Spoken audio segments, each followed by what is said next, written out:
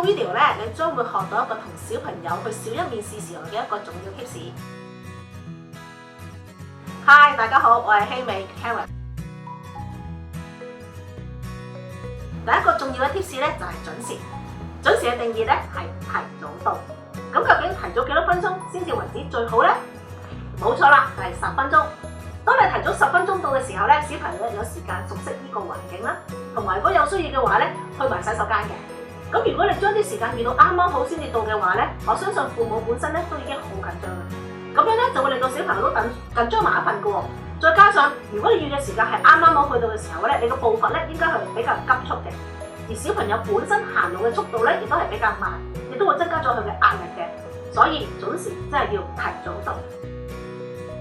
但係咧又唔能夠太早到嘅喎，因為咧太早到嘅時候咧，小朋友會覺得好悶同埋唔耐煩。咁樣咧會令佢哋表現得唔合作同埋焦躁嘅。好，今日同大家分享咗一個好重要嘅面試 tips， 大家中意嘅話咧就俾個 like 同埋 share 俾朋友，亦都歡迎大家去留言，同埋咧去我個網站度睇有關於其他教小朋友嘅資訊。咁下次咧我會繼續同大家講另外一啲關於小一面試嘅 tips 嘅，大家記住留意啦。